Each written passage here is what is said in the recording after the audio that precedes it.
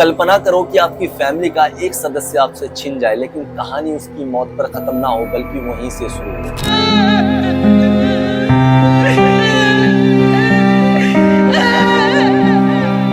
ये सिर्फ एक मौत की कहानी नहीं बल्कि बस्तर की कहानी है, जहाँ पे वर्षों तक नक्सली हिंसा और सुरक्षा अभियान के बीच गांव के ग्रामीणों की जिंदगी हमेशा उलझी रही। बचा बड़ा ठीक बचा।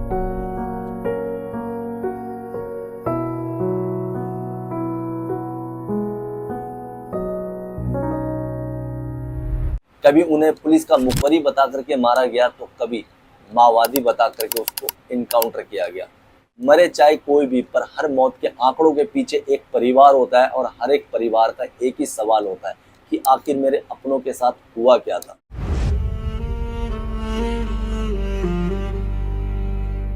इसी बस्तर की जमीन से एक ऐसी ही कहानी बदरू मालवी की है।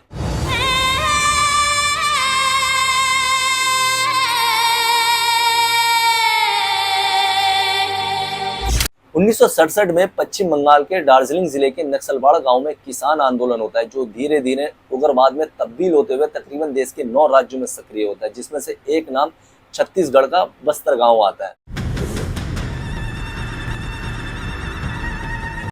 किसी टाइम में ये बस्तर गांव माओवादियों का इतना बड़ा केंद्र सेंटर हुआ करता था कि इसी गांव से नक्सलिज्म एक्टिविटी को ऑपरेट किया जाता था दूसरे गांवों के लिए, जिस वजह से केंद्र सरकार ने इस गांव को 2025 तक LWE के दायरे में रख रखा था, यानी कि इस गांव को एक तरह से ब्लैक लिस्ट कर रखा था। इसी बस्तर गांव के छोटे से कस्बे गमपुर का रहने वाला था बदरू मालवी।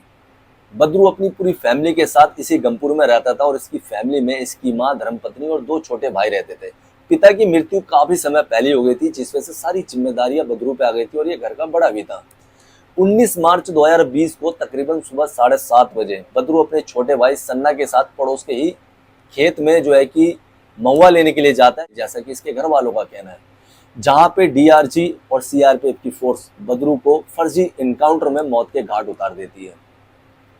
जैसी बदरू को गोली लगती है, बदरू का छोटा भाई सन्ना गांव आता है और गांव में अपने घर वालों को बताता है। उसके बाद उसके घर वाले बदरू की डेड बॉडी ला करके अपने आंगन में रख लेती है और तकरीबन 2 साल तक बदरू की माँ अपने जवान बेटे की डेड बॉडी इसलिए रखती है कि कल को अगर इन्वेस्टिगेशन होता है तो शायद इस बॉडी के पोस्टमार्टम के जरिए इनको इंसाफ मिल सके। लेकिन बिना अंतिम संस्कार के ये बॉडी रखे तकरीबन 2 साल हो जाते हैं। बॉडी कंकाल में तब्दील हो जाती है, पर इंसाफ की उम्मीद लगाए बैठी रहती है। तब उस वक्त के तत्काली CRPF के IPG सुंदर राज ये कह के उसकी मां को नकार देते हैं कि बदरू की मौत जो है वो मुठभेड़ में हुई है और बदरू 2 लाख का इनामी नक्सली था, जबकि उसका छोटा भाई सन्ना खुद आई विटनेस था। बदरू की मौत के बाद बदरू की फैमिली को सरकारी मुआवजा मिला नहीं मिला, ऐसा सरकारी कागजों में कहीं भी जिक्र नहीं है। ऐसे हजारों माओ के बेकसूर बेटे आज भी बस्तर की जमीन के नीचे दफन है, जिनको इंसाफ मिलने की तो दूर की बात, उनके नाम की एक FIR तक दर्ज नहीं हुई। बस्तर में लगभग पूरा नक्सलवाद खत्म होने को जा रहा है, लेकिन क्या हर परिवार को इंसाफ मिला? यही अधूरा सवाल बदरू मालवी की कहानी छोड़ जाती है।